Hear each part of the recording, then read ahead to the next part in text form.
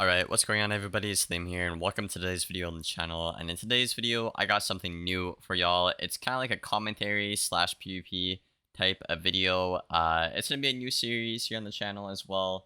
I'm going to call it Analyze a Random, but obviously for the first one, I'm going to analyze my own gameplay.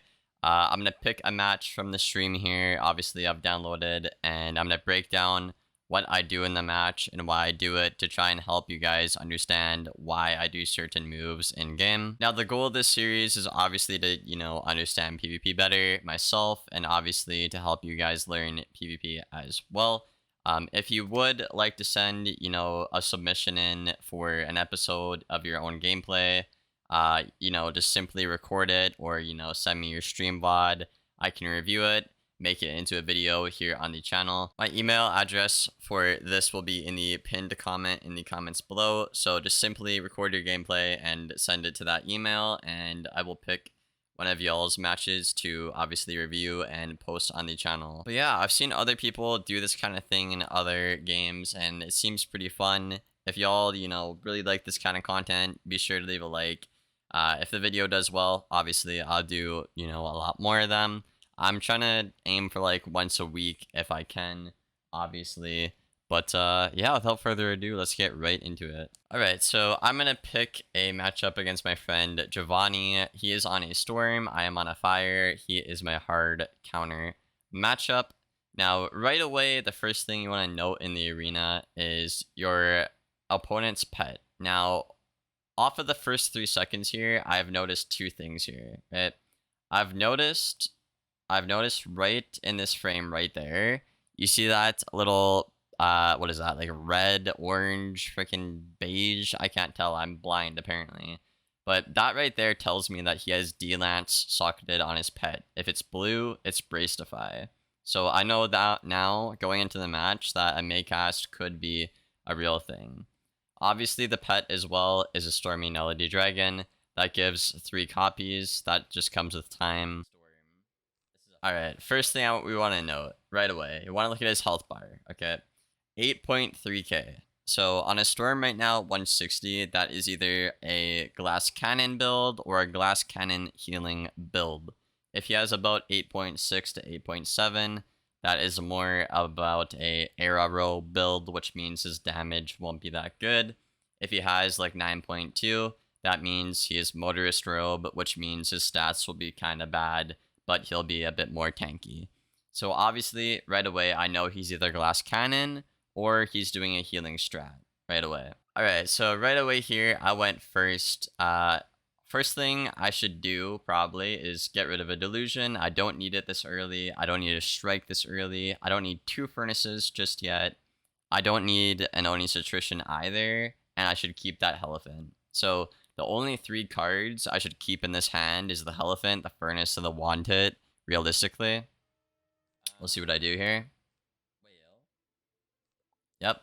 And I pulled right there because it was too early to Furnace, right? I had a Furnace and a Wanted, or I would pass, right?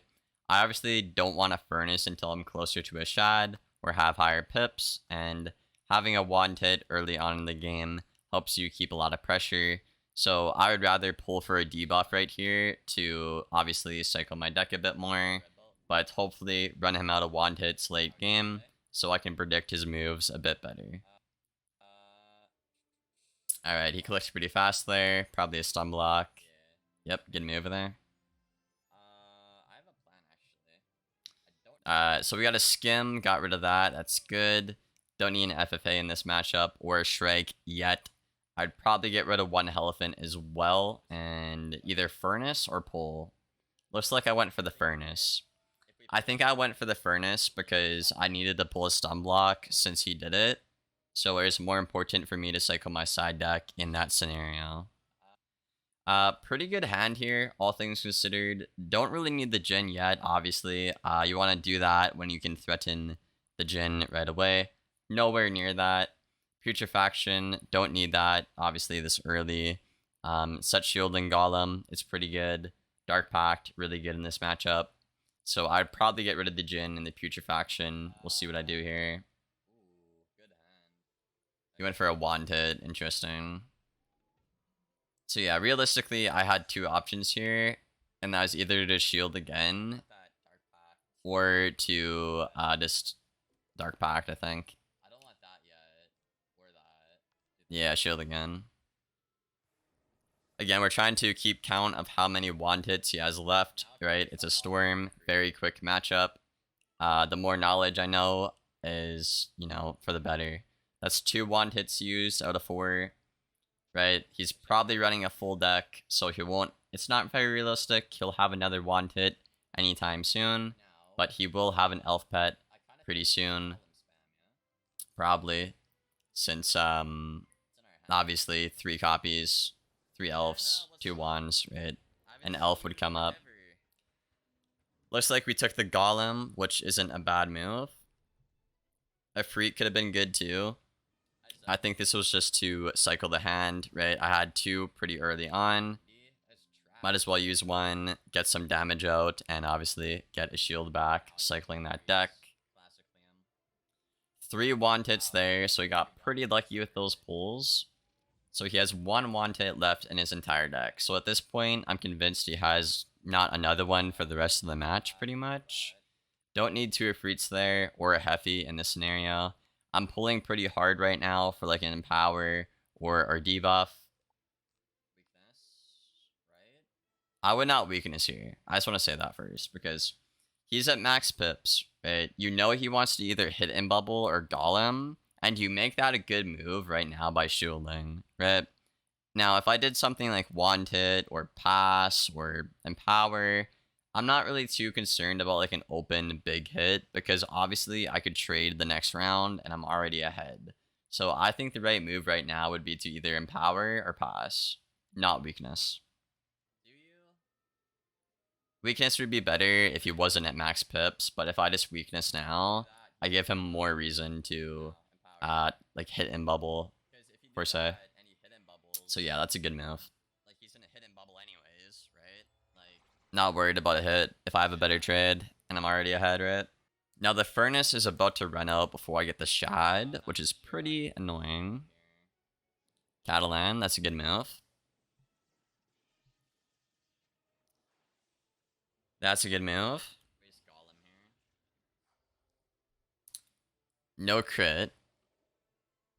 That's like what, 1500? I would say 15.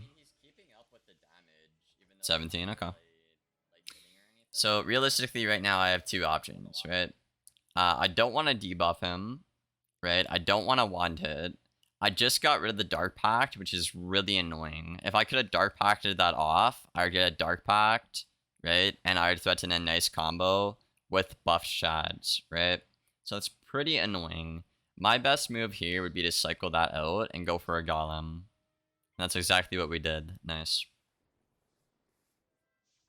A Dark Pact there would have got rid of a noob pip, and we would have had a lot of pressure with, like a free s'more combos, elephant s'more combo, right? And we would have had a better trade, right?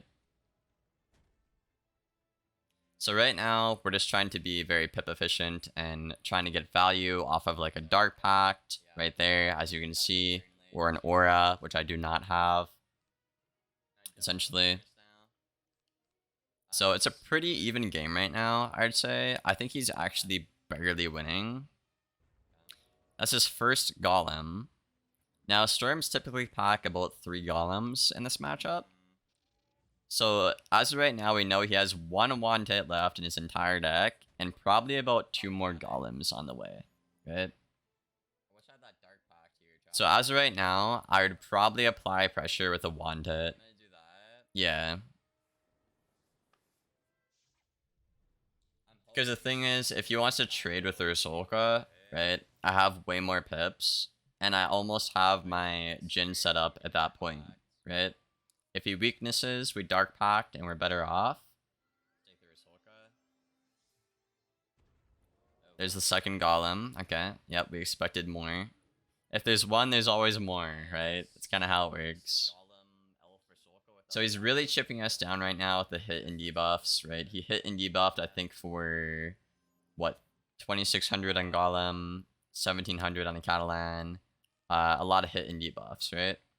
I'm gonna bubble, actually. Now, I chose to start bubble here, which was a good move. I'm going to replay that. With this hand right here, I'm at max pips. He has no pips. He can't hidden bubble into a Rusolka, right? I can Heffy pretty easily. I have a lot of bubbles in my hand. Now, I wanted to bubble here because obviously he'll think I have an open Rusolka. I can take it.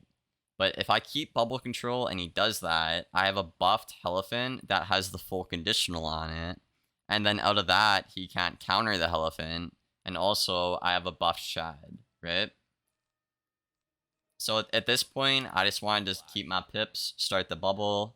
You know, my hand was all bubbles anyways.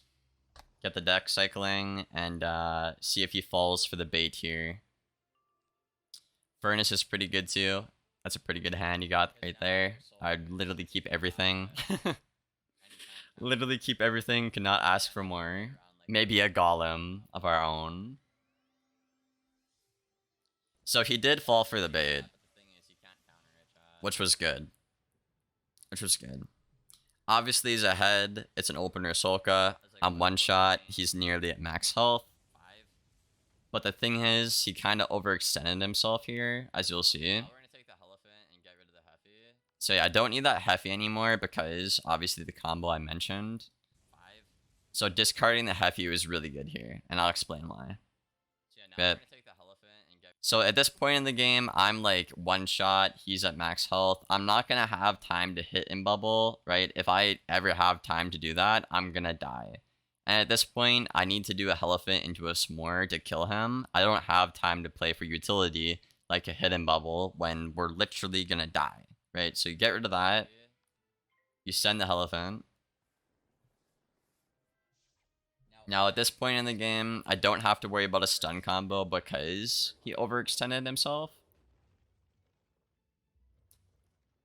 I maybe need like a golem. Another golem in case it comes down to that. Yeah, it's a nice hit there. So yeah, he's dead to a buffed S'more at this point. And I have the buff, I have the bubble. If he bubbles, he has no pips here. Again, we're cycling that main deck right now for the golem. Don't need anything from side. We have an OT, right? We have a bubble. We have the hit. We have the furnace. We have a shield. We don't need to pull for anything. We got to keep cycling that main deck for the golem. So yep, just shield there. Perfect. I'm not dead through to anything, which is good. And he also can't debuff me here. He also can't go on the offense or else he will die. So yeah, he went on the offense here. But the thing is, he's going to die to the S'more. The S'more is going to buff up the OT, which was not a good move. But realistically, there's nothing he could have done, right? He couldn't shield, he couldn't hit through. He couldn't weakness, right? Because obviously I could double shield and then just a free S'more. Right, he just wouldn't win that ever. That obviously kills right there. Buffs up the Elephant. So, yeah, we played that pretty good, actually. If he shielded again, I would have just got more damage off of the Elephant in the long run. And I had pips over him to double shield and like a freed golem. Or sorry, a freed S'more. So there's not really much you could have done to win that, unfortunately. So what he really messed up on here was he overextended himself, right? I knew if he took the opener Ahsoka, which was a good move because he was ahead, I needed to find a way to punish that in this counter matchup, right? Now, it's stuff like that which makes this matchup really hard to play. And it's a very linear matchup, I feel like, and a lot of people don't take openings or think like I did in this matchup. So that was a very good play on our end. Even if he had one more pip when he Rusolka'd there, that was the difference between him winning and losing. So we took advantage of him overextending, and we punished it pretty well. But yeah, that was a pretty fun match to commentate. A lot of talking. I need some water, man. I hope you guys enjoyed the video, though. I hope you learned something new. Again, if you want to see more of this, just leave a like rating. Let me know in the comments below. And if you want to submit your own gameplay, it'll be in the top pin comment. But yeah, I really need some water, man. I'm gonna die. I'm gonna die out here. Hope you enjoyed. I'll see you in the next one. Thank you for watching and take care, guys.